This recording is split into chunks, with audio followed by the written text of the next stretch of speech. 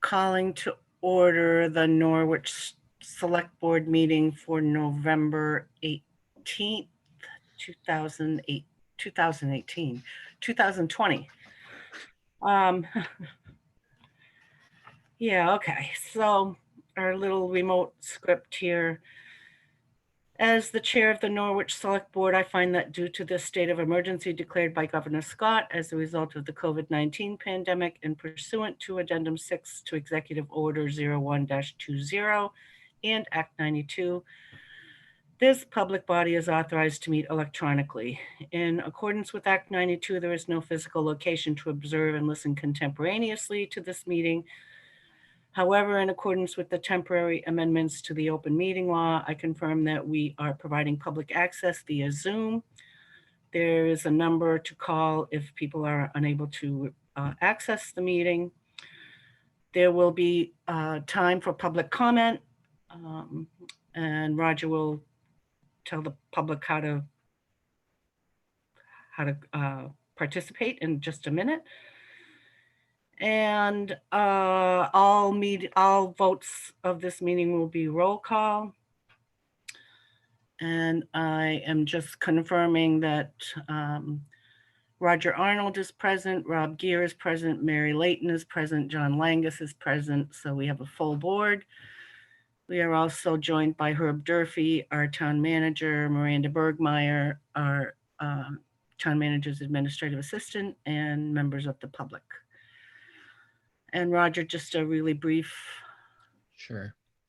If you would like to make a public comment and you're on Zoom, you go over to participants on the bottom, and then you'll see an option to raise your hand that will signal to the Zoom host, me, that you would like to speak. I will alert the chair. If you're by phone, *9 is to raise your hand, and *6 is to unmute yourself. Sometimes I am unable to unmute you, so you can go ahead and push *6 to unmute yourself once recognized by the chair to make your comment. So that's it. Okay, so starting along with the approval of the agenda. Any board members want to reorder, change, delete, add any item to the agenda? Just there was a desire by the folks on the childcare committee. I believe their window was 6:30 to 7, and I see in the agenda that we are like going more towards the end of their availability. So we may choose to swap consent agenda and the appointments. That may or may not help. And I totally defer to what everyone thinks. I think. Is everyone okay? Board members okay with flip-flopping consent and appointments? Yep. Okay, then we will do that. And seeing no other additions, deletions, next item on the agenda is public and select board comment. Any members of the public wanting to make a comment on items not on the agenda, you will have time on agenda items to comment. So this is the time for non-agenda items.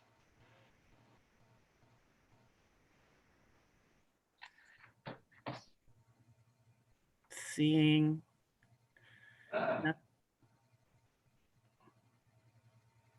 none, we'll move on then to appointments to open position. I'd like to start with a motion. Is there anyone willing to move to appoint Jamie Rosenfeld to the Child Care Committee for a term to expire in April 2021?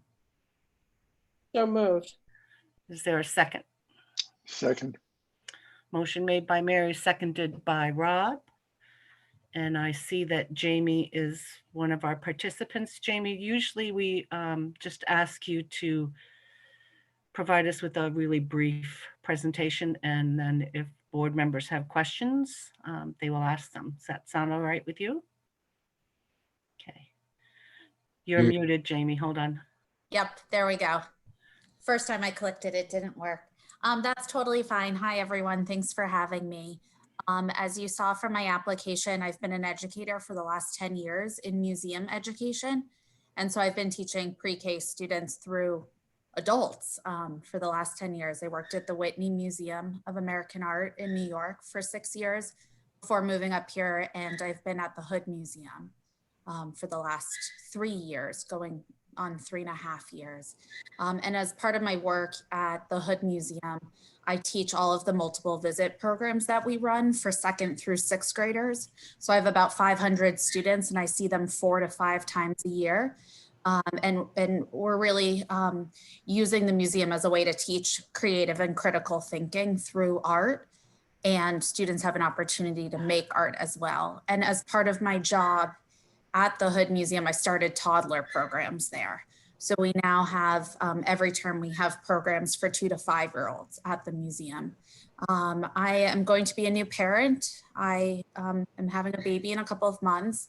I just moved to Norwich in June, but I've had a long relationship with the Upper Valley. I went to the Aloha Foundation camps growing up and was a counselor there for many years. I'm very committed to this community and building a network for my family and for my child, and just sure that the Norwich childcare is the best and most creative and innovative we can offer. Happy to answer any questions. Any board members with questions?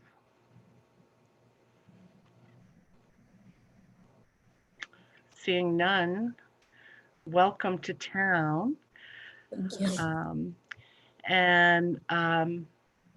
Mary is the select board liaison or select board member of this committee. So I'm hoping after tonight, if we have a quorum, we can get things rolling. So if there are no questions from the board, we'll take a vote. Roger, Yes. Rob, Yes. Mary, Yes. John, Yes. and I'm a yes. So thank you, Jamie, for stepping up. Great, thank you. Welcome aboard. Thank you. Thank Yes. you. Welcome. It'll be exciting. So is this where, should I leave you now and just You wait to You're hear from welcome to stay as long as you'd like. I have a You needle, have- I have a needle pointing class to get to. What is that? That's much better, I think. I Wish disagree. I had one of those. We should be much more interesting than a needlepoint class. But no, you do not have to say. Okay, thank you all for having me, and I'm really looking forward to this. Yeah, Thank good. you. Thank you. Bye. Our next appointment, is there a motion to appoint Rebecca Holcomb to the Child Care Committee for a term to expire in April 2021? So moved. Is there a second? Second. Second. Motion made by Mary, seconded by Rob, and I believe is SJH Rebecca. No. Nope.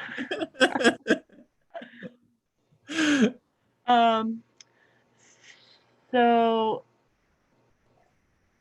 any comments? I believe we probably all know who Rebecca Holcomb is. Any questions or concerns by any board members since she's not here? Not And the I know job we're- I'd hoped to see her doing this fall, but be a great addition.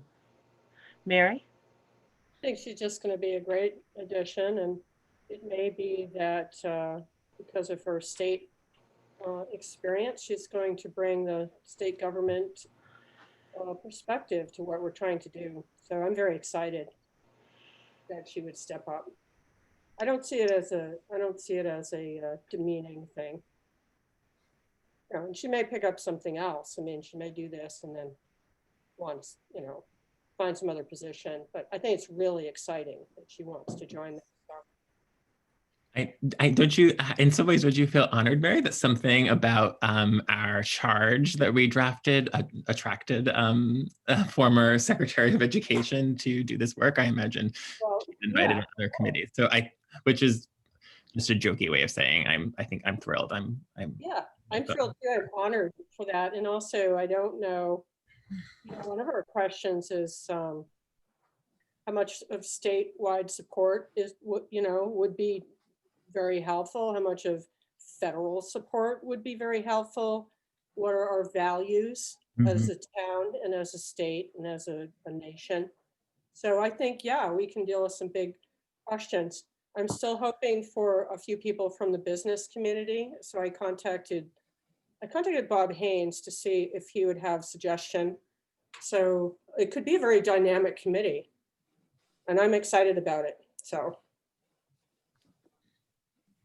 And all I can think of is that Rebecca was probably otherwise occupied and or didn't expect us to get to her appointment Sure. so quickly. But, so, any further comment, questions, discussion? Seeing none, we'll go to a vote. Roger, Yes. Rob, Yes. Mary, yes, John, Yes. and Claudette's a yes. So congratulations, Rebecca, and thank you very much for stepping up. Your insight will be helpful. And again, Mary, in case you missed my earlier, Mary is the select board member on this group, and hopefully, I believe now we have a quorum. Yep. Yeah, we need one more, I think. Oh, one more? Okay. So we have planning, Yeah. select board, We have four Of And- 7. 4 of 7. It sounds like a quorum. Is that a quorum? I thought 5 would be. I forget how we wrote it. Well, we're getting close. hopefully, yeah, getting close. Okay. So then moving on to the consent agenda. Anyone willing to move to approve the consent agenda? So moved. Is there a second? Second. Motion made by Mary, seconded by Rob. Any pullouts? Seeing none. Any discussion? Hearing and seeing none. We'll roll call. Roger, Yes. Rob, Yes. Mary, Yes. John, Yes. and Claudette's a yes.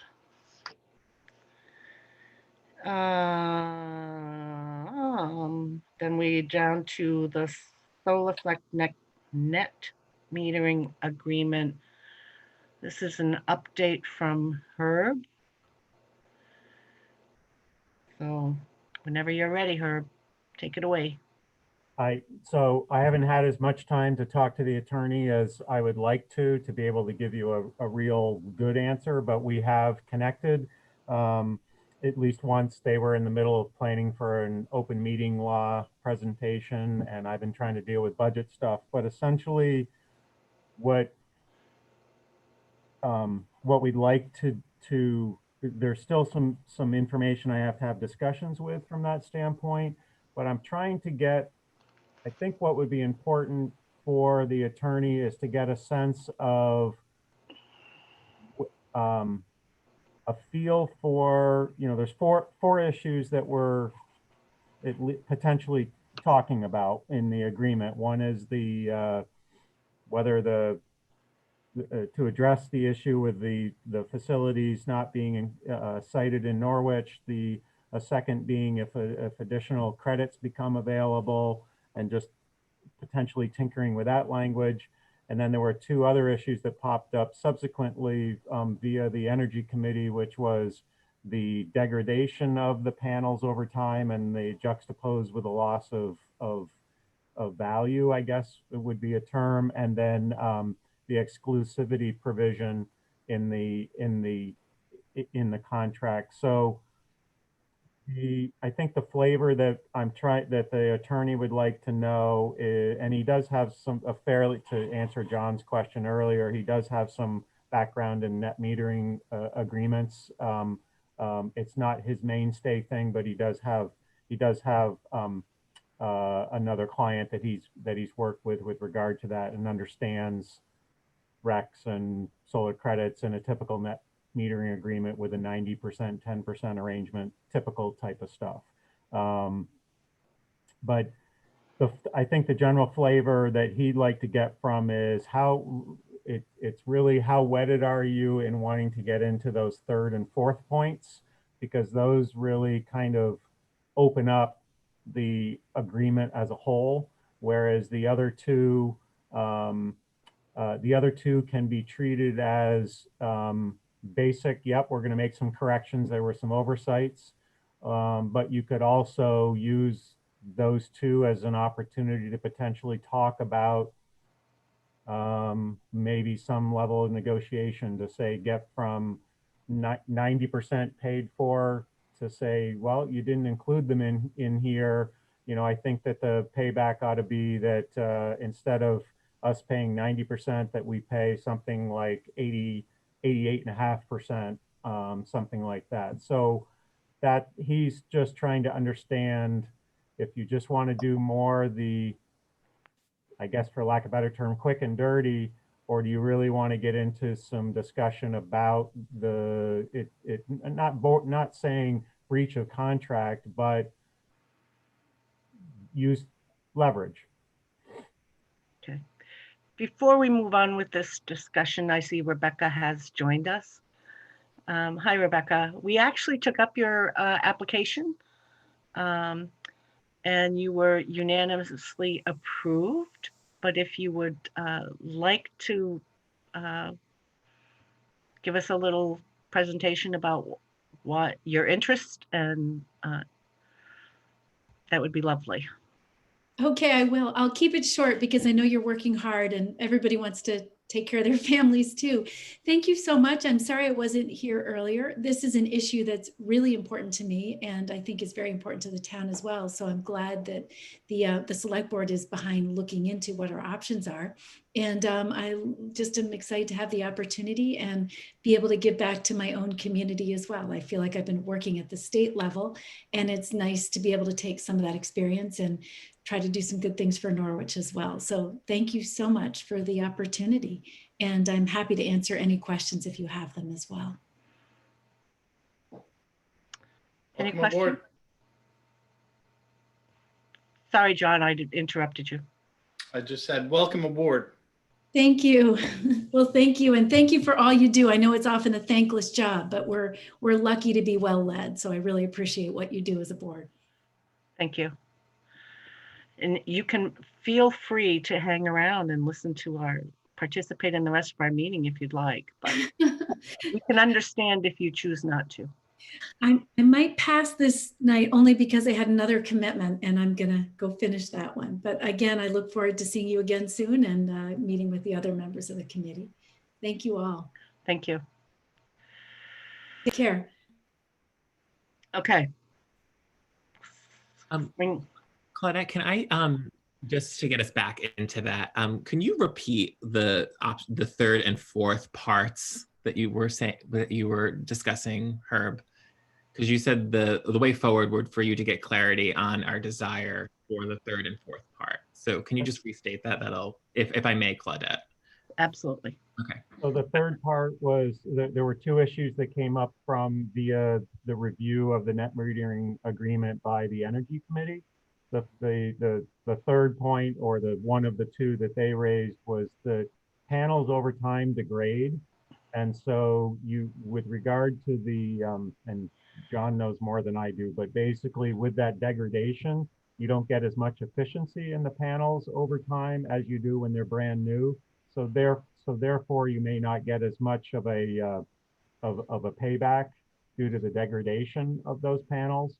And so and then juxtaposed with that is that fourth point, or the second point that the Energy Committee raised, and that is that there's an exclusivity arrangement in the agreement, which that if panels degrade over time and you exclusively have to use SolarFlect in that, you may be losing some, what I call, shine for the bang, or shine for the buck sort of thing. Whereas if the town was saying, we always want to have the shiniest panel, why couldn't we go off to firm X instead of SolarFlect because of the exclusivity type of thing? I don't know. John can speak to what kind of degradation is there in terms of, I honestly don't know the fine tuning of percentages or what is lost, whether it's pennies, dollars, hundreds of dollars over time. But that was the one of the issues that was raised by the two are sort of interfaced with one another. Is that making enough sense in terms of what you were looking for? Yeah, that was a helpful summary. Although I do believe that the exclusivity agreement we addressed in our last discussion on this issue, because I remember reading it out loud for John's for the benefit of John's analysis. So your question is, would we like our counsel to also weigh in on the exclusivity idea? Is that sort of your question? Well, the question was that there was 4 initial questions that we had that I was going to raise with that. I agree that Langus clarified probably succinctly and adequately for the board in terms of your understanding of that exclusivity side of it. So if that's, from your perspective, something that we don't need to deal with, then I'll totally take that off the table. I think that the question of degradation is if you want to pursue that, that's sort of the feedback that the town attorney is asking for. Again, if you're not so concerned with kind of opening up the contract, because Bill Bender is clearly more than happy to talk about the 2 first issues, which were the first 2 that we talked about that seem to be sort of mutual oversights in everybody. But if you get into other things that you're really sort of saying, we'd like to open up the contract a little bit more and it becomes more of a negotiation type of thing. I don't think Bill is necessarily interested in opening up the net metering agreement if he doesn't have to, which I understand. So that I'm trying to get a little bit more feedback so that I can work with the attorney just to say, we just need to draft either these basic things or agree to these basic things that Bill drafted, or have him maybe have some discussion with Bill about opening up the agreement more than the 2 basic items. Mary? I think it's hard to talk about the panel degradation without knowing what effect it would have on the value of what we receive from the panels. So for instance, is it, I don't know, 1% over 10 years, or we have no idea of how much less value we would have through this panel degradation. So that it makes it a little hard to answer that question. If it's minimal, then I think no, we wouldn't want to. It's like the lawyer's fees would eat up the savings we had. No, touche. Really, But yeah. But Easy on the lawyers. Yeah, Langus has those kinds of answers. Yeah.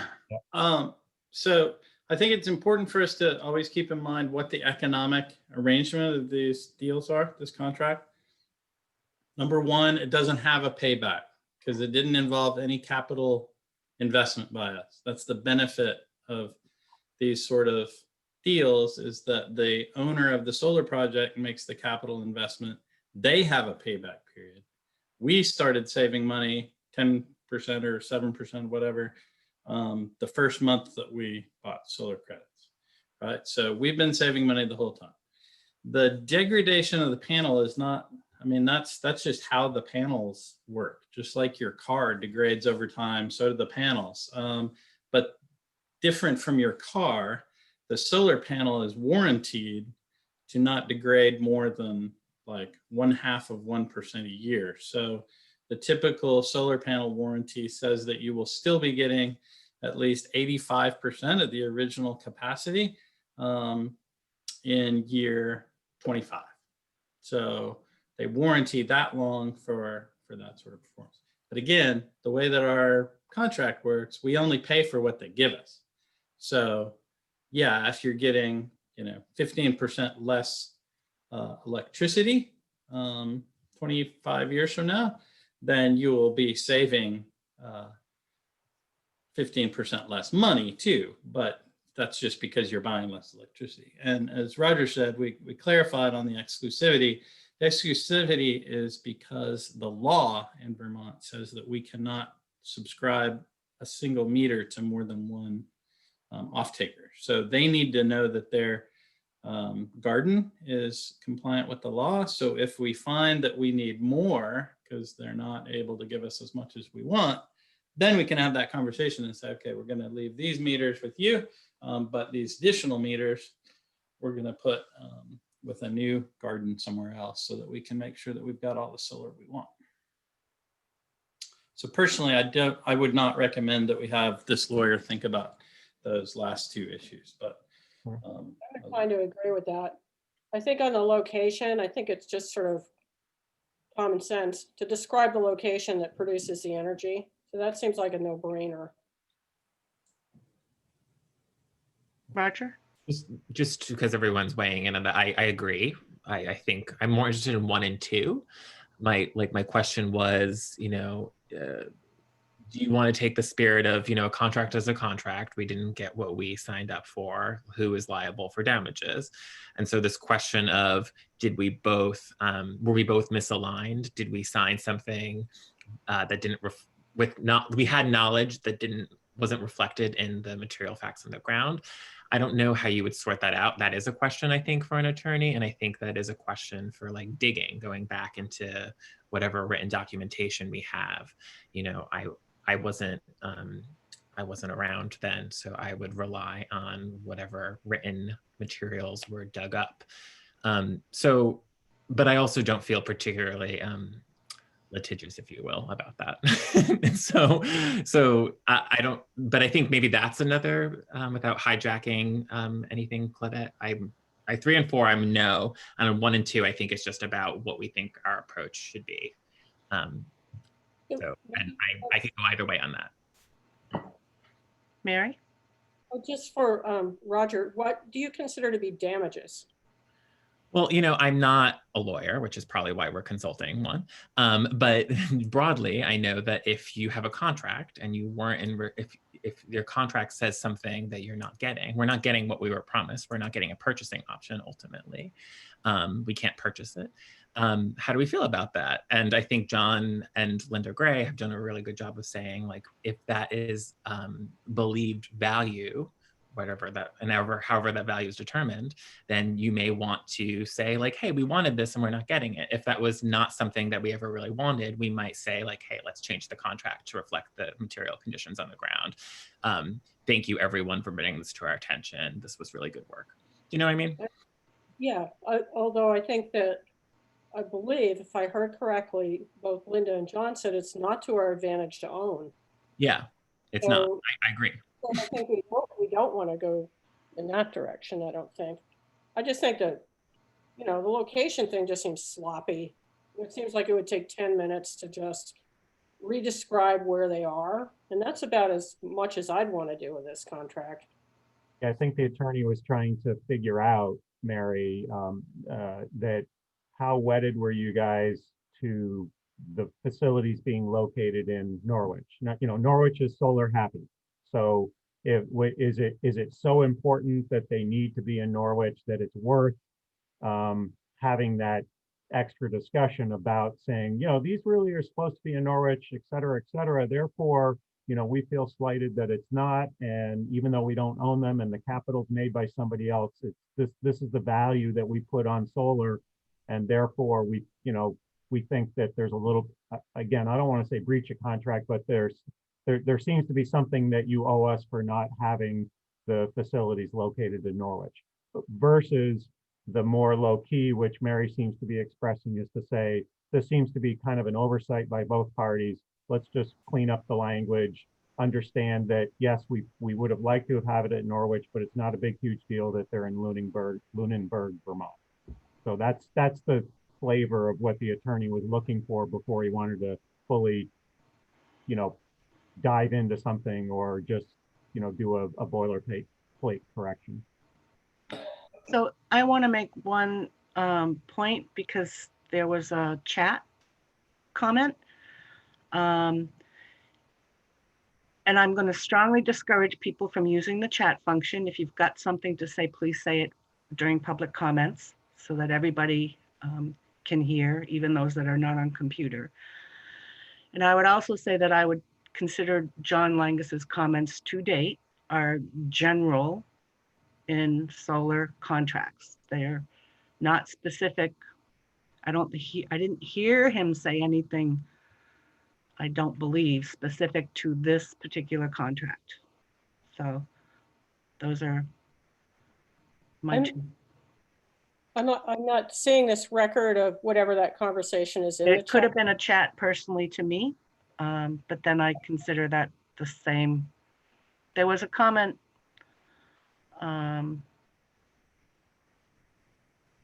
Actually, I'm not gonna, well, I can share it.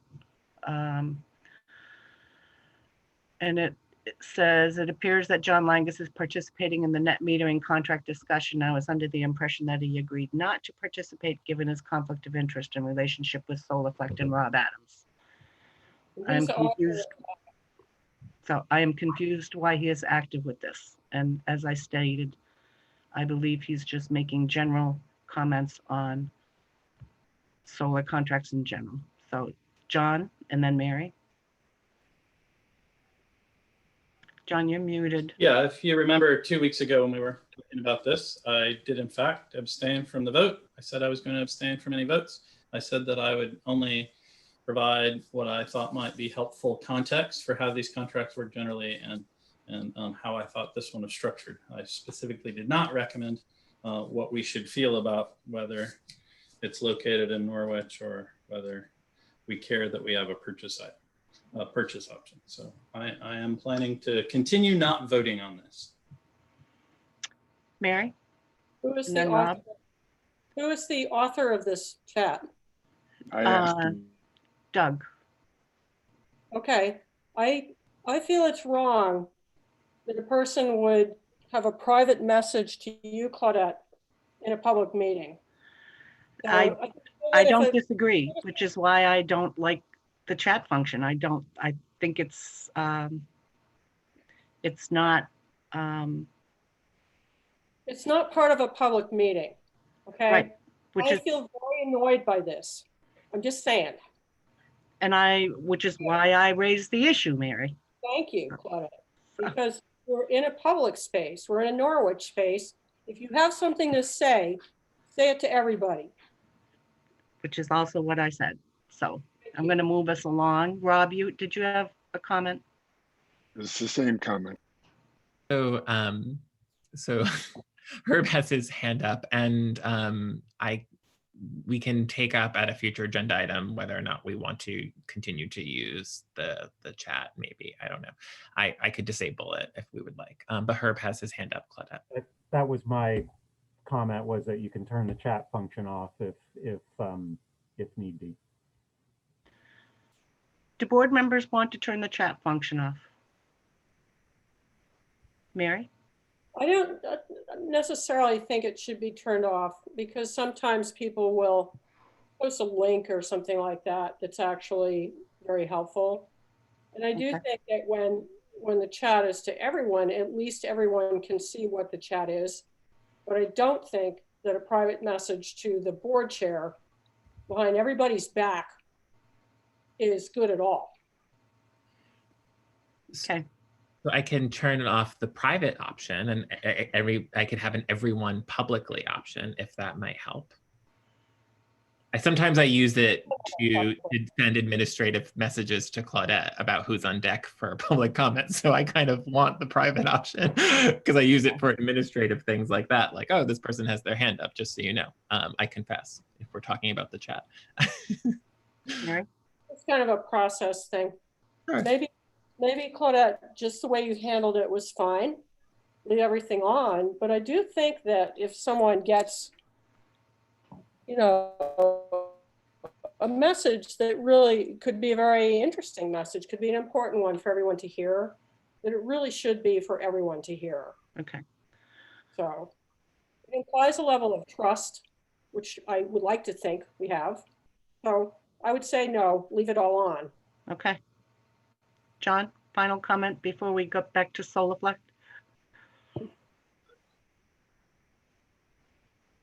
John's. Rose. Yeah, I would prefer to leave it on. And my back? You're back, I think. Yeah. Hello? Okay. I would like to leave it on. And I think, there are times when a private message could be appropriate. And I think if someone wants to remain private when making a comment, I think that's their right. And, you know, but we should encourage them to, you know, say things publicly. If they're So if we were in Tracy Hall in a public, all physically present, even though I said we're going to move on, there would not be the ability for somebody to send a private message, or there should not be an ability to someone to send a private message. I know. They and can which is text why I you. really I mean, they can rooted- text you. It's just not as convenient as doing it within the software we're using. They could pass you a note in class, like, you know, fold it up like origami and ask you if you like them or whatever. Anyway, I think we beat this to death. So let's go back to SolarFlect. We're leaving the chat on, but please, people, our attendees and board members, if you've got a comment to make, please make it in public. But I have a question. I don't know if you were finishing a thought, so I can step back. But- Go ahead. So my question is, do we need legal advice at all on this matter? On the chat function? No. on the SolarFlect agreement. That's just, Sounds like we don't. We might. I like Herb's idea of maybe negotiating a better, I don't want to say price, but a better percentage of credit based on the faulty contract to start with. Mary? Claudette, are you willing to do that if it's just for a very small savings that perhaps would be canceled out by the legal fees? I mean, I just wonder whether if you had figures, you know, it would be a more informed decision to go in that direction. Yeah. It sounded minimal from, you know, what John Langus was telling us about standard practice in the industry. So, Yeah, I've no strong, no strong feelings. but you raised a good point. If it's gonna be eaten up by legal fees, then what's the point? Other than Pam Smith has her hand up. Sorry to interrupt. I never know how to interrupt. Who does? Pam Smith. I want to first see if any other select board comments any other select board members have a comment. Seeing none, go ahead, Pam. Yeah, Name and locatable address. Pam Smith, 1445 New Boston Road. One of the things that I observed in Eric Rent's communication was a concern about the audit, the annual audit. And I think we're getting an annual audit from Bill Bender, but and you know, to me, it's kind of like the fox watching the hen house. I've been asking for months now for an independent audit. We talk about getting a 7% discount on the electricity, but in FY19, we were 23% over budget on our electricity budget. In FY20, we were about 39% over budget. And I just would like to see what is going on with our electricity. Are we getting the credits? Are we getting the discount? You know, why are we spending so much money on electricity? What's going on? So I think an audit is really in order here. Mary? It could be just that we're using more electricity. But why? Well, What's yeah, drawing more electricity? And Or, 39%. We've had rates go up with Green Mountain Power. We've converted, we have a brand new building with a public safety building that went from a ranch style to a net zero building, which uses heat pumps, which is a huge electrical cost compared to going from number 2 fuel oil.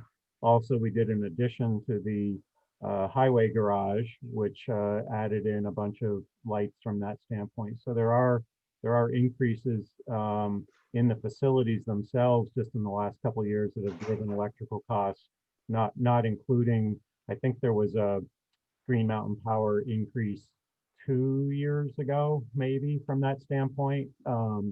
So that's a piece of the driven side of it. And then there was a bookkeeping error that Linda Gray and I worked out with Bill Bender and their bookkeeper. It was an original cost that we were supposed to bear that we never got, and so we're making those payments the way that we're supposed to be, whereas we weren't making the full payment that we were supposed to from the beginning. You bring up an interesting point. A couple meetings ago, Linda said that there was no upfront cost for us for the solar field, and that we didn't pay any maintenance, or, you know, it was free to us. We're getting free discount. But what is this payment? That's like $1,700 a year. There's some, I don't have the numbers in front of me, but we pay quite a bit of money to Solarflect, either on a monthly or an annual basis. We pay And we pay a monthly fee. We pay a monthly cost to them. We get discounts back through our Green Mountain Power bills. And then at the end of the year, to ensure there's no stranded cost, there's an overall rectification that occurs, and there may or may not be a cost that goes with the, I think it's like $900 a month that we pay. So there's an annual rectification that balances what our net savings were with regard to the actual use and the credits that we get. So, and it relates to the percentage that we're supposed to get. And again, this is where I would defer to John Langus as well in terms of his understanding of that, the specifics of it. But there is an annual accounting of that, and then it's adjusted through our Green Mountain Power bills. John, sorry. So what you're describing is right, Herb. The lots of times offer the customer the opportunity to have a set monthly bill. So solar, right? You get a solar of the year, and you less in the parts of the year. And so to make the account easier, people will offer just X amount per month, right? And then at the end of the year, you reconcile to see how the total year's payments worked out versus what you actually got. So that's something that should definitely be audited internally through the finance office. is that being or done? someone. But that is not the scope of this discussion as far as I'm concerned, which is about the contract.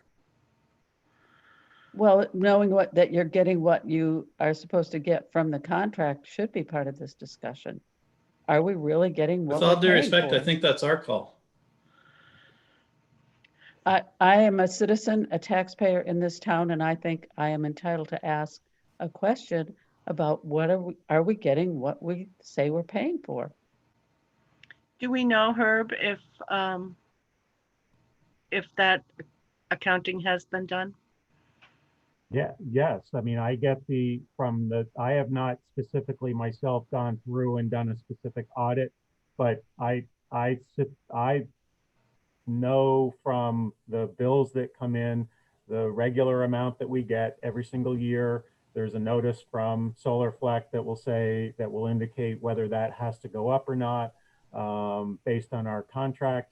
So I see the regular bills that come through. Then there's the other bill that relates directly to the credit from that standpoint, and then each of the Green Mountain Power bills, and there's quite a few individual power bills that we have that show what we received versus what we paid, and I'm more than happy to share that information. I think that Doug has even asked me for it in a Freedom of Information request that I have not been able to comply with yet, but he's given me a grace period to get through the getting the budgets to you folks so that I can get that information for him. So I think that was part of the request that Doug made of me. Okay, so moving us back, where do we, there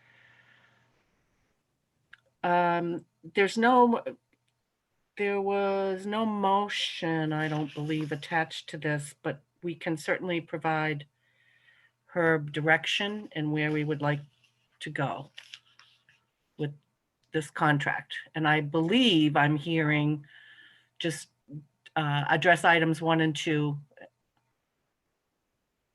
and we'll go from there. So Mhm. is that correct? Is my understanding correct? And then what would we From a like? basic address? standpoint of a correction. Wait, hold on. I have 2 people talking at once. Yeah, Like, just Roger? a basic correction. So my question is for points 1 and 2, what is the spirit in which we would like to direct her? Because they'll read anything they want, like gladly, and get paid for it. But like, how do we want them to read is my question. So I'm fine with amending the contract to reflect the material conditions on the ground and having council review the document. Review that. That's how I feel. If someone feels differently, then that might be a different direction. So I wanted to just jump in and ask for the No, that's helpful clarification. Thank you. Rob, do you agree with that Yeah, position? it sounds good. Mary? yes. Okay. And I as well, and I'm not going to ask John because, yep. Okay. So Herb, do you have what you need? Yeah, and I'm interpreting that essentially that you're okay with the draft language that Bill Bender had offered as rudimentary to look at, and then it can be cleaned up by our attorney as back if we need to. So that's where I'm starting from and keeping it at that basic level. Yes. Thank you. There's nodding of the heads by all. So moving on to our next request is the request from the fire department to expend designated funds from the fire station designated fund on the bay door repairs. Is there anyone willing to make a motion? Mary? I move to approve the expenditure of $1,225 from the fire station designated fund to cover the cost of repairs to the fire station's apparatus bay doors. Is there a second? I'll second. Second. Motion made by Mary. I think Roger seconded that. Any discussion? Mary? I think it's a much needed repair. I've been hearing about it since before the public safety building was renovated. I think it's like deferred maintenance as far as I understand it. Roger, you look like you wanted to say something. Oh, I do this. Okay, I'll ask. So I guess Herb, is this a good use of designated fund money, or is this something that is just should be moved towards operational? So I don't have questions about. I know we're going to probably get into lots of these kinds of discussions, but can you, since we're talking about this one, can you speak to this as an appropriate use of designated funds? So typically this to me would be an operational cost rather than a designated fund, but the fire department over the years since I've been here does not have really a repairs and maintenance line item. There's probably one in the chart of accounts that I gave you, but as a regular budgetary type stuff, there's been an absence of that line item for the fire department. So when we go through and when I get my finance director on board, that one of the things I wanted to do was to go through and revalidate a lot of the chart of account information to make sure that we've got consistent line items through different departments such as this, so that we don't run into this particular situation. So actually, it's a really good question. Yeah. We have line items for maintenance of trucks but not the building. Right, but not. John? I would also say that I do think it's good for the fund actually, because it's a longer lived asset. So it's not particularly expensive, but it's something that's designed to last for well over 5 years. So I can't remember what the accounting trigger usually is in terms of lifetime, but this is certainly something that's going to last long enough that it should be considered a capital investment rather than an operational expense, I would think. Cheryl has her hand up, Claudette. Go ahead, Cheryl. Hi, Cheryl Lindbergh, 59 Koch Road. I would agree with Roger's question on this matter, and I can always defend an overage in a line item in the operating expenditures if it occurs, because there's probably other items within that operating budget expenditures that aren't going to be spent. And it's the old example that's always used is you don't put excessive phone bill expense under postage because the phone bill is going to go over budget and postage is under budget. You track these things in an appropriate expense account, and it's classified as a repair in this agenda. And so repair, I would think for this amount, and it doesn't meet our capital threshold to my knowledge, would be better off in the operating expenses. Thank you, Cheryl. But right now we don't have, so we have a motion on the table and a second. Is there any further discussion? Seeing none. Sorry, I would actually change what I was saying for the exact reason Cheryl said. I thought that this was buying new doors. So I agree. It's clearly operational because it's just fixing them. Yeah, I don't think we could get new doors for $1,200, but don't we wish? Okay, roll call. Roger. Yes. Rob. Yes. Mary. Yes. John. Yes. And Claudette's a yes. Moving on to the rec department request to expend designated funds for engineering work for the kids bridge. Is there someone willing to make a motion? Mary. I move to approve the expenditure of $1,513.15 from the special purpose fund related to construction of the kids bridge, quote unquote, to cover the cost of engineering services. Is there a second?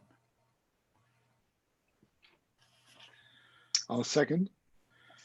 Motion made by Mary, seconded by Rob. Any discussion? Mary, go ahead. Just a question. So I am thinking this is the bridge that sort of spans the brook to allow access to Huntley Meadow. And I believe there was a private fundraising effort for this bridge. Is that true? This is the bridge we're talking about? Yes.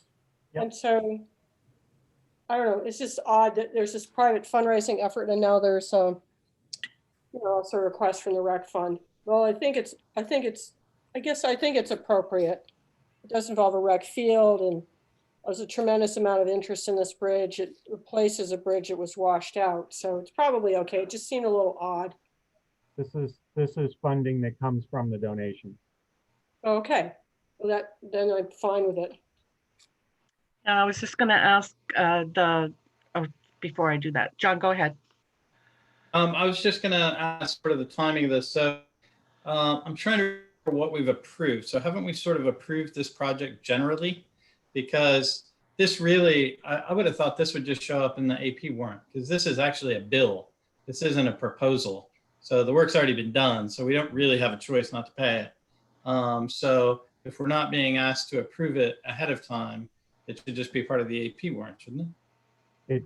Normally it would, but because the funds are a special purpose, they're categorized as special purpose. So I have to have your authorization to basically to draw down from those funds to be able to pay the bill. Did we approve it before you spent it? No, because it's part of the donation money that's there. So this is very similar to the Girard Fund where the decisions are being made by other folks, but because of the way that you've set up your policy, I have to come to you for approval. Okay, but I mean, our regular procedure would fit this, right? So you just come before they're going to spend their own money and say, hey, technically we need your approval for this. They're about to spend some of their own money in this fund. Can we have your approval? And then we give that approval, and then whatever the actual dollars are can just go through the AP warrant, I think. Because this isn't meaningful decision, right? It's one of these things that drives me insane. Right. I don't want to be asked to spend some time on something that has no meaning because you've already spent the money. So I don't actually get an approval of that. And plus it's not my money. So I think approving ahead of time is how we're supposed to do things. And my preference would be from now on to see these sort of things just like everything else ahead of time. Yeah, I would further go on and say that this is a function of the town manager, and that when you have a situation like this, this is where my authority comes in. To basically, you give me general authority to use the funds according to the purpose that the funds were set out donated for, which in this case would be the bridge. And then I don't have to come back to you every single time that there's an invoice that comes in the door. I have a question on process, if I may. Go ahead, Roger. So there's private money. I'm going to assume I know nothing. But so people are thinking like, gosh, Roger doesn't know anything. I'm like assuming nothing for the sake of like understanding. So there's private money because they want to like contribute to this private initiative that the town is being the cheerleader for, or the project manager for. So they give private money and it goes into an account with public money. Correct. It comes into our account, but it's given a separate accounting for it. Okay, now, is there a way where that private money, which is like sort of held, the town is the guardian of this like public money, is there a way where it just doesn't go into the account that requires our approval with the rest of the public money? All the money that we have is all together, except that when it's accrued to the respective line item that it's at. So in this particular case, we have it as a restricted fund, essentially a special purpose fund, and it's restricted specifically to the use for which it's donated. Okay, I understand. So, but the restricted fund is also like in a much more general fund, right? We have basically, there's a big honking checking account that has all of our money in it, and the accounting divides it up into different little things, and that's the way it's accounted for. But it's, again, under a modified basis accrual of accounting. You've got, it's technically separate, but you have all the dollars sitting in the same account. Okay, and there's never, and because of our financial policies, there's never a mechanism where money for a private fund, this private money would be able to be under anyone else's purview but ours to approve formally. Correct. Okay. Cheryl Lindbergh has her hand up, Claudette. Thank you. Go ahead, Cheryl. Cheryl Lindbergh, 59 Koch Road. I think I maybe don't have to say anything, but yes, the fact of the matter is the money comes to the town for the town to use as it was donated properly. And it's your job, once it's under your tax ID number of the town, to make sure that you let it get spent properly. So this is your chance to do that. But to John's point, normally with a designated fund, if you go to your policy, I believe it says they come to you ahead of time to get permission to spend it. And I don't know where that differentiates between donated funds or taxpayer dollars being put into a fund. I don't know if the policy differentiates there, but This is okay. So now I feel like I understand everything. So thank you, everyone. So do we have an answer for that, Claudette? I don't know. Sorry. Not without digging out the master financial policies and looking at the section related to designated and special purpose funds. I don't have an answer to that. But anyway, I hear John's point. But the motion has been made and seconded, and I would be nice to see to be asked to expend the money before the money's been expended. But if there's no further discussion, we will vote. Seeing none. Roger? Yes. Rob? Yes. Mary, Yes, John, Yes. and I'm a yes. I'll read the policy maybe. So we're ahead of schedule, 15 minutes, believe it or not. Next item on our agenda is a break.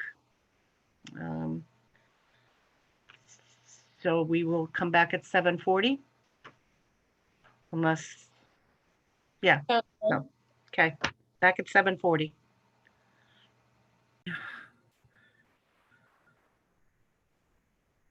Looking for Mary's back, Roger's back. So we have a quorum. I'm still waiting to see if John and John's back. Rob, are you back? Hopefully he will catch up soon. Reconvening the Norwich Select Board meeting for the 18th of November. Should have made myself a cup of coffee. Moving on to our next, and Rob is back. Moving back to our agenda, next item is the October 2020 financial reports. Any questions to her from the board?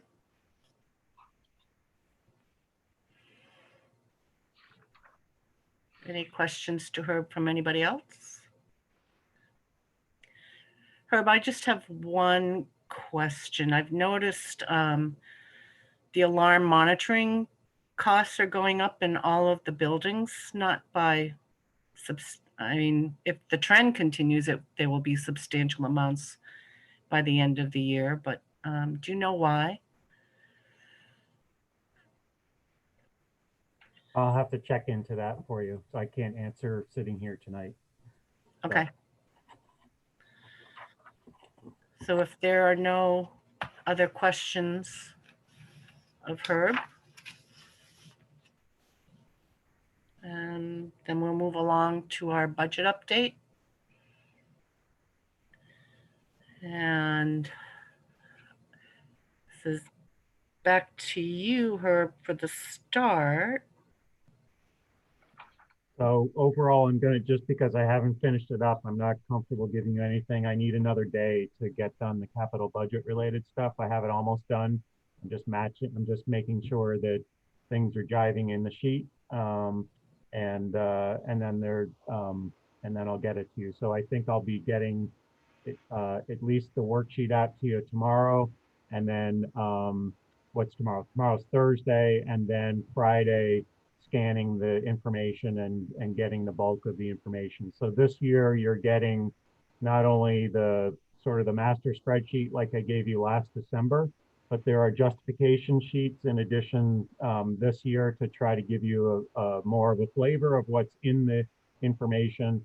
I have all of that. Some of it was changed by Department of Public Works, which really kind of threw me for a loop in terms of getting some of the stuff done. And it wasn't no one's fault. It was just trying to get everything done at the same time frame, and there were a couple things that were forgotten.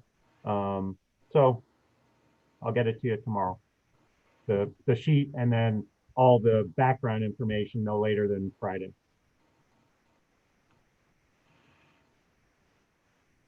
Questions, Roger? Well, so what can you, so maybe, I don't know if this is appropriate, let me know, Claudette. Can we maybe get a high level summary on the operating budget, which was prepared and finalized for us, is sent to us?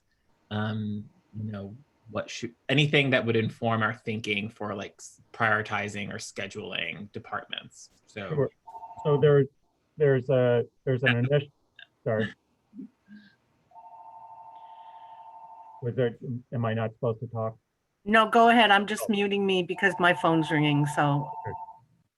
Sorry, so the overall, there's a email that I sent to both Claudette and Roger with regard, that has some suggestion with regard to the meetings coming up with regard to December 3rd, 2nd, and the 3rd, that had some recommendations for which departments to move forward with from that standpoint. So we're we're amenable to anything.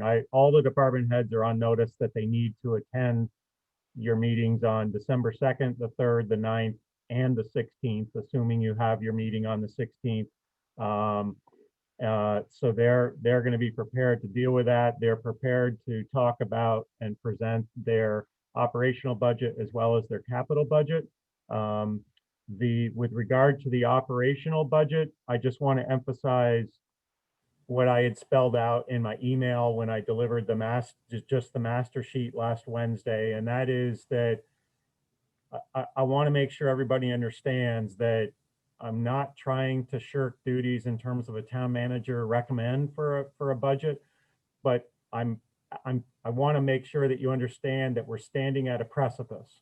So either we go down this normal process that we go down with regard to the operational budget, which is more of the austerity thinking process, where I don't even know if it's austerity, but the general process that we've gone through,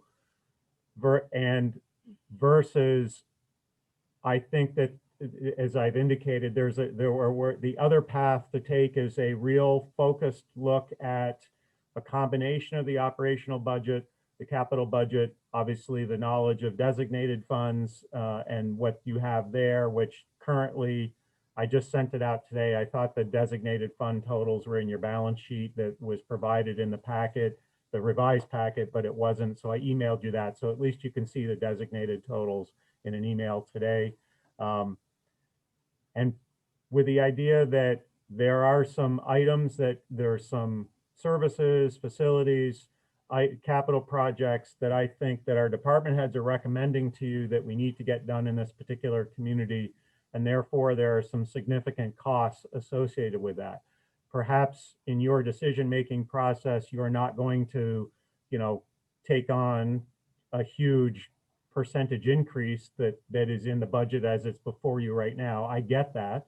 I've whittled away some of that from that standpoint. Some of that whittling actually makes it difficult to mesh the capital budget that they put together with me with regard to that. So that's part of why I'm a little bit day late in getting stuff to you, because I need to make sure that what I did in the operational budget is not creating confusion for the capital budget with regard to meshing the numbers together.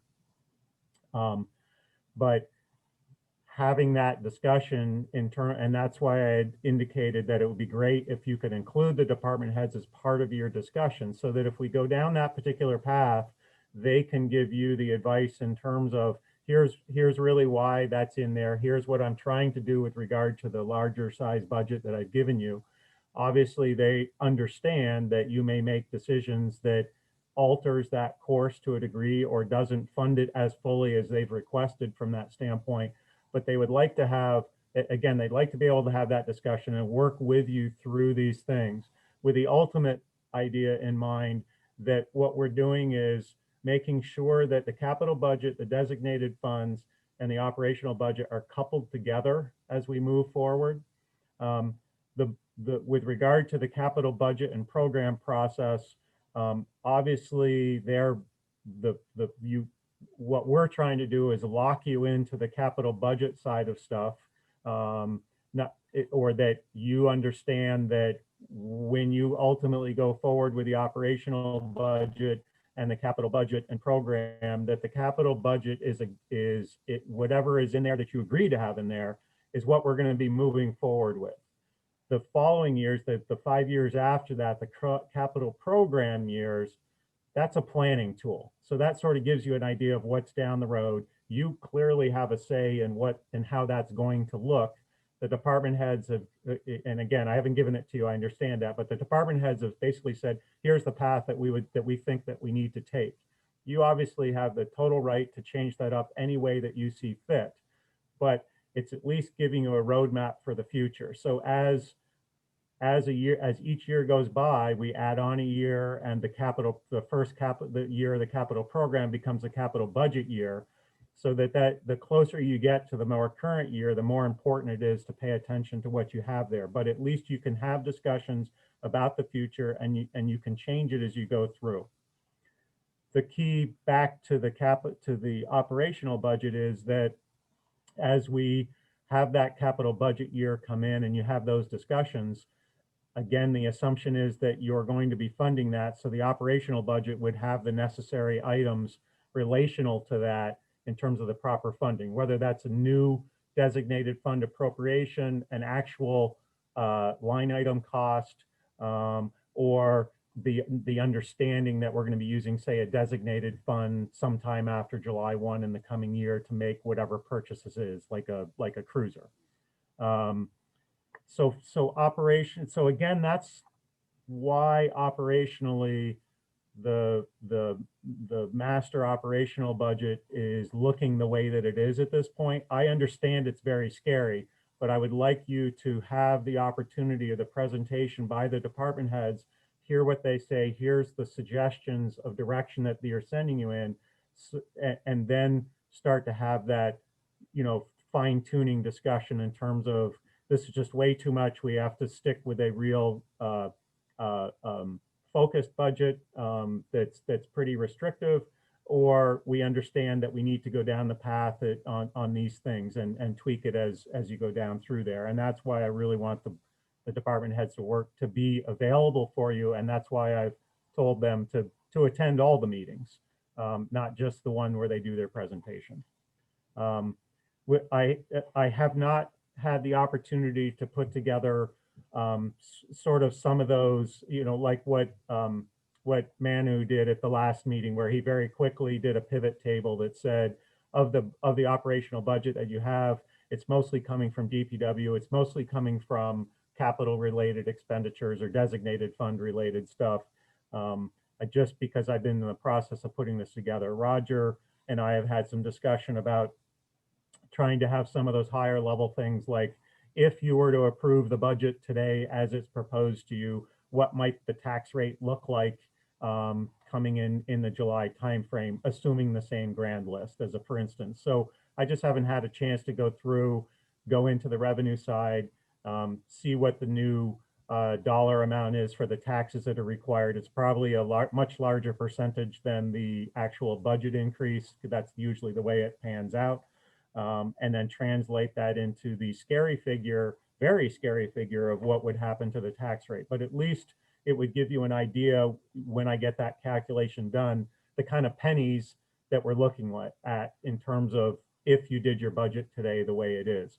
Again, reminding that a penny raises about $75,000. So I don't have the operational budget open in front of me, but if you look at the new taxes that we have and look at the net change, 1 penny represents $75,000. So you can say, hey, if it went up $150,000 in terms of new taxes, you're talking about 2 cents on the tax rate. So that would be the high level stuff that Roger's asking about that I'm just not quite prepared to talk to you about tonight, but I do understand that's the information that you're looking for.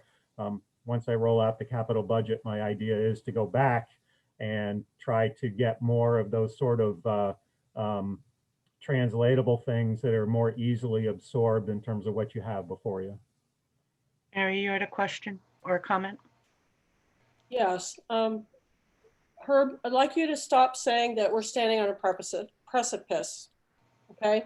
And even if it's like that Chinese saying that danger and opportunity are pretty much linked, I just don't like to hear that we're standing on a precipice. I mean, maybe that is reality, but maybe, there's an opportunity to set some goals. There's an opportunity to understand our capital needs better and our maintenance better. But standing on a precipice, I just don't like that metaphor.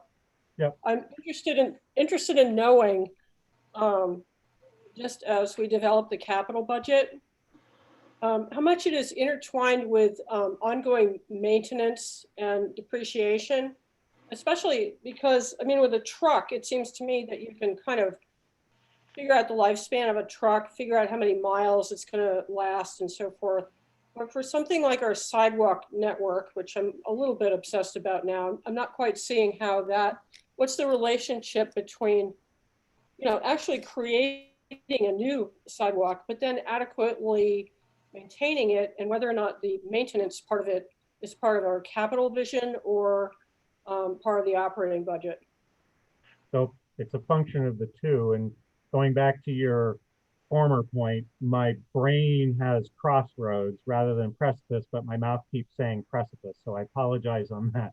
So if crossroads is, that's just, sorry, I apologize on that. So the two are linked together. What Larry is trying to do is, as part of his operational budget, is to update some of the studies that are necessary in order to help us determine what are the various sections of roadway, sidewalks, other infrastructure that we have that helps us, bridges specifically, to put things in categories of priority. So getting updated inventories to what we already have. For instance, we had to redo our whole culvert inventory because of the July 1 storm blew out half of, and Tropical Storm Irene blew out half of our culverts, and they've all been upsized. So last year we updated the culvert inventory. We're doing that. We're going to be doing that with the sidewalks as well. Larry wants to update the RSMS, which is the road surface management system for paved roads and gravel roads, which the net result of that in those individual studies gives you categories of priority. Based on those categories of priority, an engineer type can put for particular segments and what the condition of those particular segments are. What are the particular costs to fix, maintain, upgrade, what have you, those particular segments. So that's a piece of the pie that what Larry wants to do is update so that we can more easily give you the answer to say, well, we know that sections A, B, and C throughout town are the top priorities in terms of what we need to update for whatever reason that is. And here's the amount, here's what needs to be done, here's the amount that it's going to take to deal with that.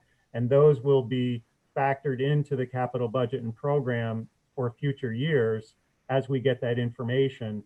And then operationally, we want to raise new funds, new appropriations in the designated funds to be able to support at least a part of the cost when we need to make those fixes.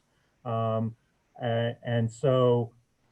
then when we get to those years, you approve a capital budget year that approves section X of a sidewalk. We know what the cost is going to be. We've already budgeted some monies in the past that we have now for a designated fund to pay for that. Or if we don't have enough, then we've got to either raise more additional operational money or ask for special article from the town to deal with stuff. So I'm trying to set up a process to be able to give you those answers easily, like the paving report from a number of years ago, as a for instance. The Marcon report, correct. Trying to do something similar for each of the segments of infrastructure that we have, specifically for bridges, roads, sidewalks, and the culverts. You want to follow up, Mary? Yeah, I appreciate the Marcon report aspect, if that can be done, and that clearly sort of set priorities for paving in this town of the roads that are most used. So it clearly sets some priorities for that. I'm also interested in if there's a way to express the ongoing maintenance of any infrastructure in terms of percentages.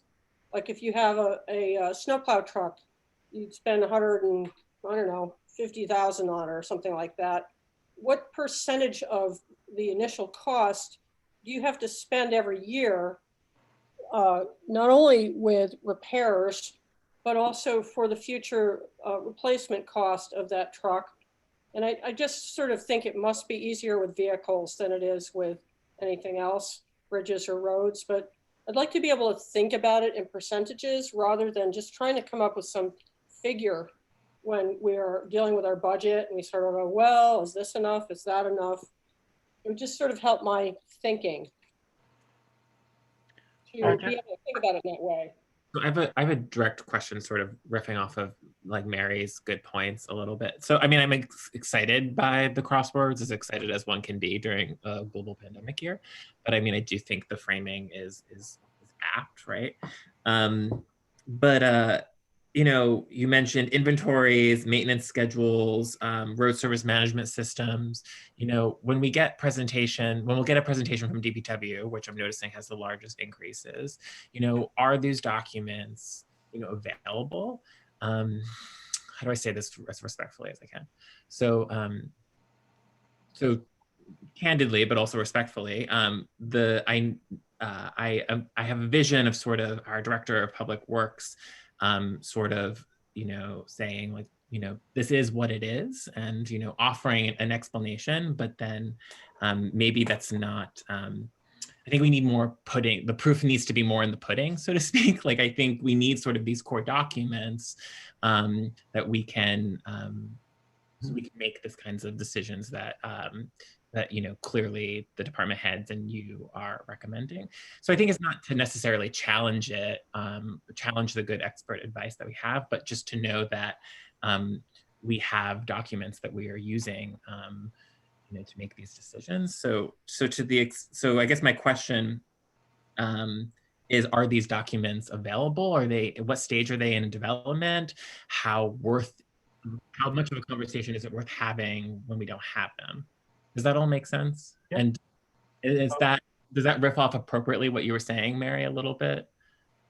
A little bit, although I think that to me, it might be like looking at the trees when I want to know more about the forest, if that makes any sense. Yeah. But also, the character of what's being proposed is also important. For instance, we have this pushback from citizens about paving Blood Hill Road. Well, maybe it's efficient to pave some of our dirt roads from a maintenance point of view, but it may not be so great from the point of view from other points of view, either that the neighborhood doesn't like it, or that then it promotes speeding, or some other issues sort of arise from that. So I think to my point, trees or forest, I think that's definitely like a good, we should focus on one. I think that's a good focusing point for framing, but I think my point is I want some kind of paper regardless. And so if that comes in the form of like best practices documents, to the extent that it, is possible, and the extent that it's not just, taking the word of our obviously qualified department head, but I might need a little bit more in order to make an informed decision, to the extent possible. I know that you said there'll be justifications, and maybe that will be enough. But I took note of some of these like best practice documents, and I'm wondering what stage of completion they are in. Yeah, so I mentioned the culvert inventory was completed after in the last couple of years, so that's available. Larry, with regard to, just anecdotally, Larry, when he does have a plan to replace essentially X number of culverts a year, and that is based on that particular document that says here are the ones that we need to replace or upsize from that standpoint. So that document is available and can use that. The sidewalk one, from what Steve Flanders provided a number of years ago, that was, to me, a collective of information that's there, but that needs to be updated. So that's one of the documents that Larry is targeting in his budget to work with the Two Rivers Ottaquechee Regional Commission to get that updated. So that's something that I can give you past stuff, but there's new information that needs to come to update that. The same thing with the road surface management system.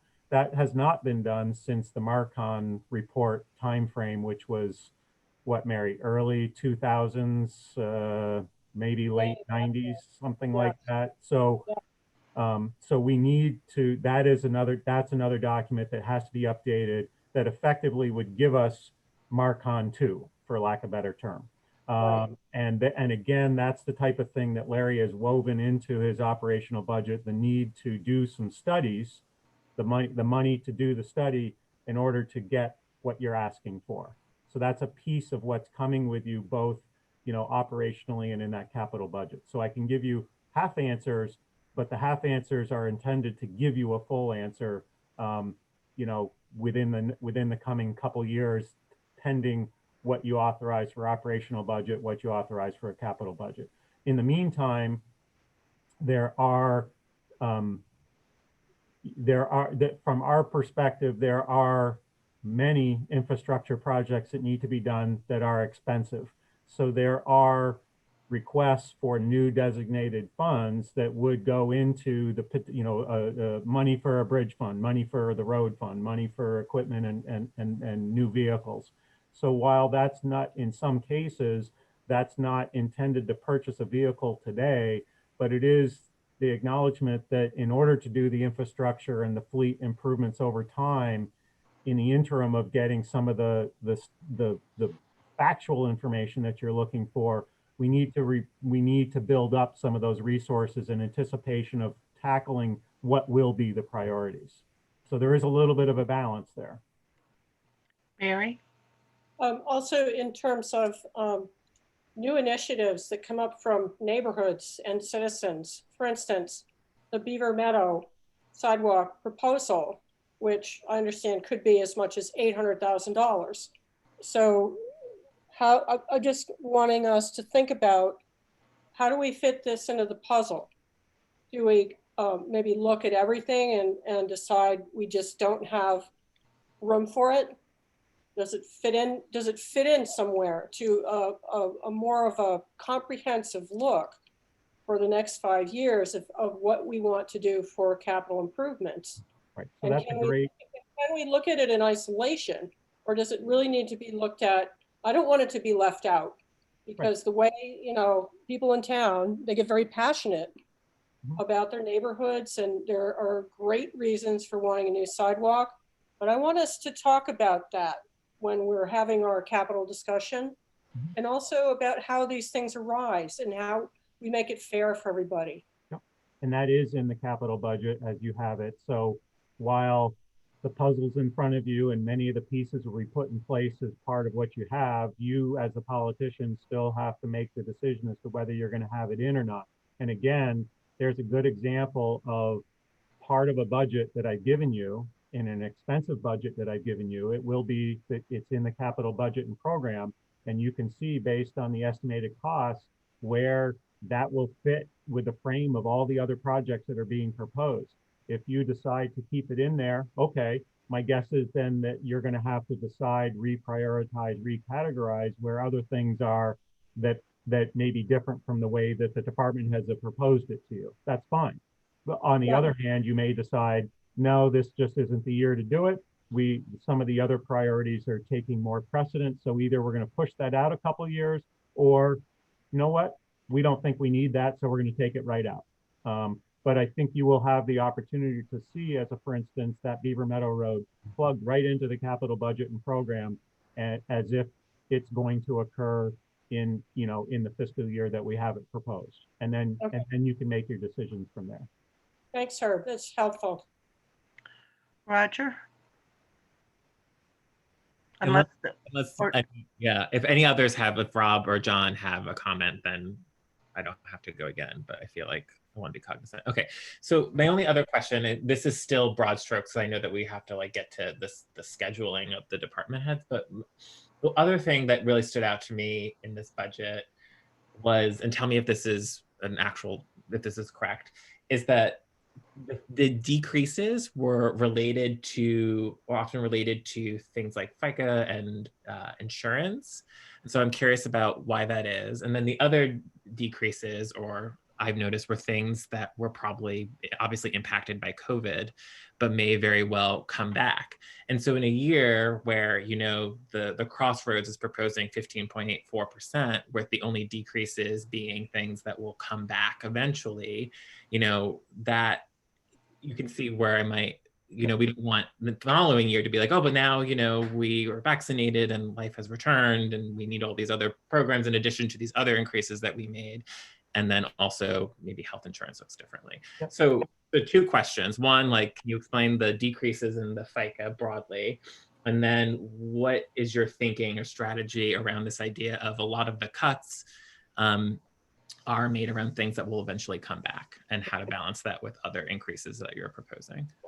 So just for, it's probably especially for Rob, but you were on the board last year. So what I did last year with the budget is, if you may recall, with regard to the personnel-based stuff, especially those related to the union, I had to budget for you folks the retroactive pay and everything as a result of the union negotiations. So the reason why there's somewhat of a decrease in certain situations is that some of those line items actually have effectively 2 years worth of, say, a CPI adjustment increase. So your line item in 2021 anticipated that, oh, I got to go back and pay the CPI that's been on hold from fiscal year, the previous fiscal year, that I'm not able to pay because I didn't have a negotiated contract. So that retroactive pay is factored into there. So now that we have the union contract, the retroactive pay will be done. We're back on track with where we should be, but that means that in some instances, some of those line items necessarily go down because there's more FICA related to someone got a little bump because they got their CPI, 2 years worth of a CPI in 1 year. That's the net for that. The other was, sorry, what was your other question? The other question was just there are some decreases in things that yes, that we definitely work with department heads to exactly what you said. Is there's clearly some line items that we've looked at that I'm anticipating that COVID is going to continue a little bit, probably into the new fiscal year, and so therefore we may not be realizing the typical stuff that we have. And maybe later in the year that we'll get back to normal, or even later than that. But some of those line items are pretty hard to predict given the situation of COVID, but we tried to factor that in. So for the future, for the next operational budget after the one that we're proposing, we may see a little dip in some of the things the activities that we have for the coming fiscal year, including the actuals for the fiscal year that we're in now. And we're just going to have to understand that when we are doing budget proposals for the subsequent year after the one we're proposing. But definitely that's factored in as part of this operational budget that you have before you in certain line items. Rob? I was going to echo the same thing that Roger was saying, in that when I saw the negative, the reduced costs, that worried me as much as the increases, and wondering if, number one, they were accurate, and number two, if they are coming back. So I think it's really important as we present this, as we come to decisions and present it, that we be able to tell the public where the changes are going to be coming, assuming if things go back to normal. Mm-hmm. And whether or not we should be preparing for that in this budget to soften the fluctuation. So the budget that you have this year actually is more not accounting for COVID at all, because when we dealt with this, it was sort of a non-COVID timeframe. So the budget that you have really is a function of a non-COVID year for budget related. Actuals may stand to be different when we're all said and done with the year. And I'm pretty sure it will for particular line items. But the key thing is that there are some of those line items in this current fiscal year that are not inflated or bumped up, but really are anticipating that the union contract was going to be done, and that there's some actual dollars that needed to be paid in this year that accommodated for things that weren't paid in the previous fiscal year. So that's where you're going to see a little bump up there.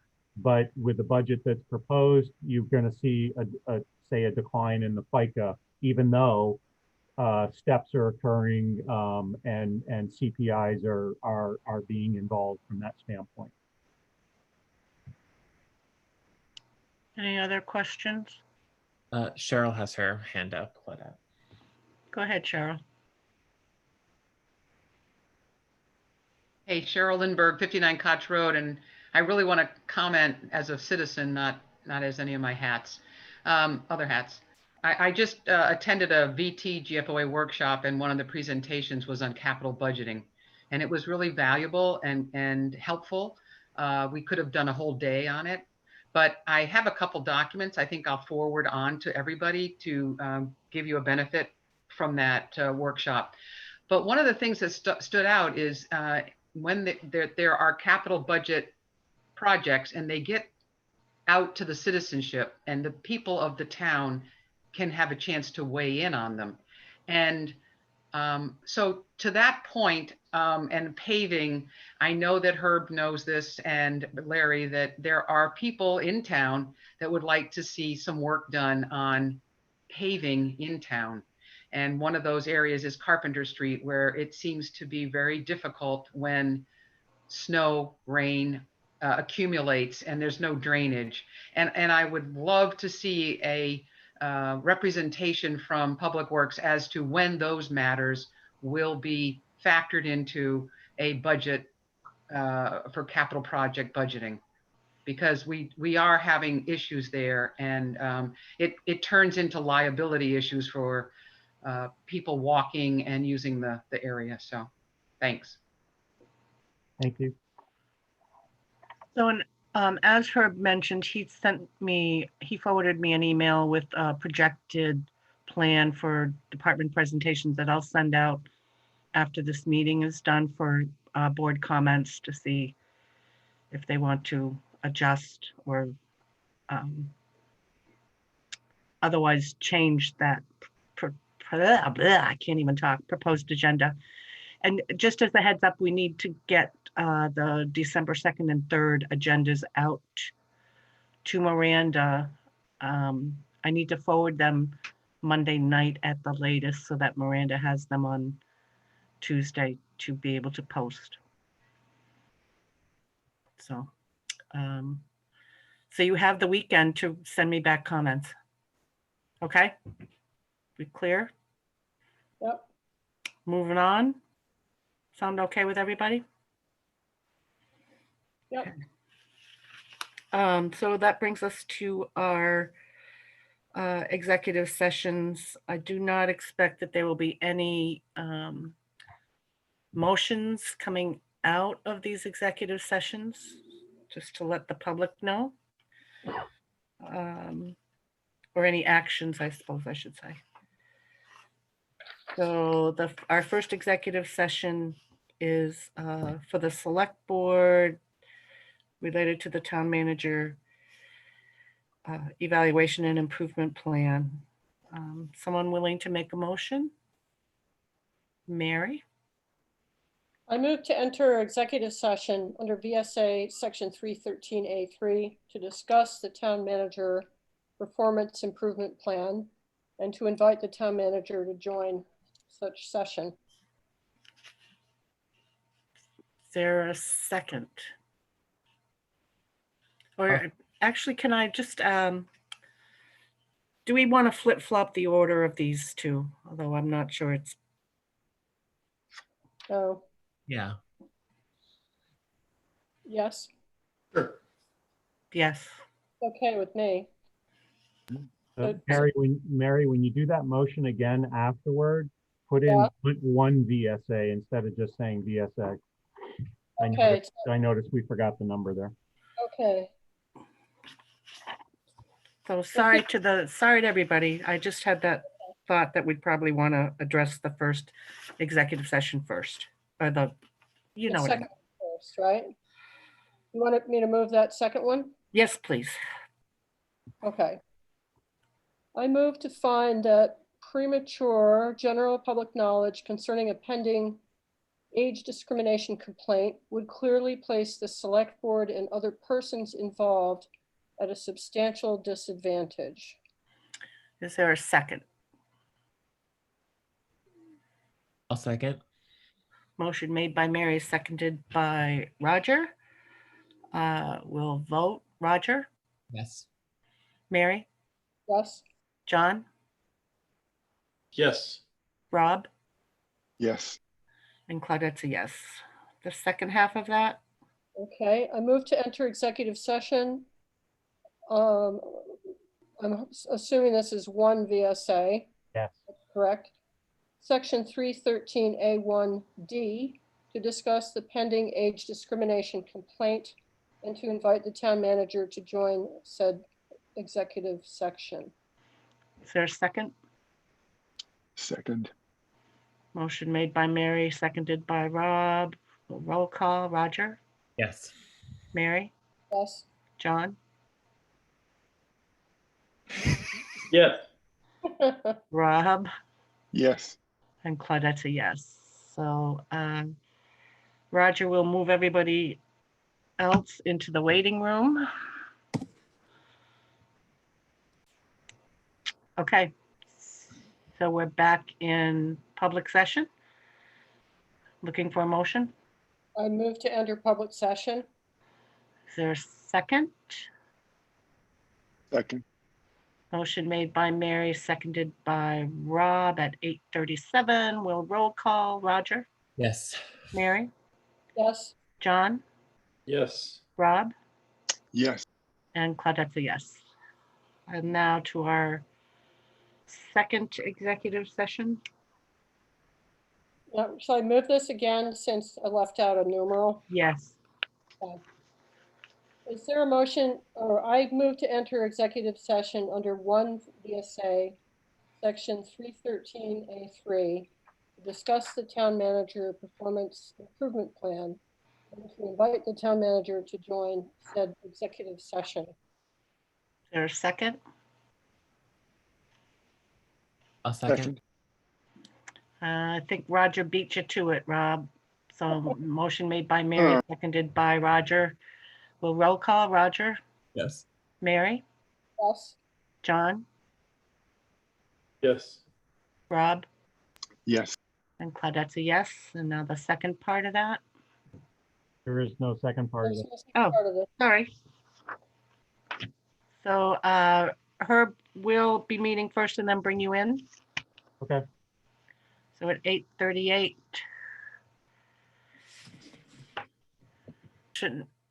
Is there a motion to enter public session? So moved. Is there a second? Second. Second. The motion made by Mary, seconded by Rob. We'll roll call. Roger, Yes. Mary, Yes. John. I saw a yes. And Rob Yes. and Claudette's a yes. So public session at 9:52. I want to wish everybody a safe, very safe Thanksgiving. Careful Thanksgiving. Careful Thanksgiving. Yes. I'm in the midst of 2 people waiting for test results in my office. Uh-oh. So, yeah, it's not a fun place to be working right now. Is there a motion to adjourn? I move to adjourn. Is there a second? No second? Second. Who seconded that motion? Everyone. Okay. Motion made by Mary. I think it was seconded by John. I'm not quite sure. Roll call. Roger, Yes. Mary, Yes.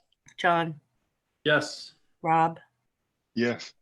and Claudette's a yes. And don't forget the awful quarantine rules now for leaving the state. That's right. Go wake up your child, Roger. I heard him screaming, so it's about his time to eat. So good timing. Okay, Thanks, everyone. everybody. Thank you. I'll send out the agenda recommendations. Yeah, later. Soon. Okay. Okay. If you want to chat, Claudette, on that, let me know. Okay. Okay, thank you. Good night. Yeah. Bye.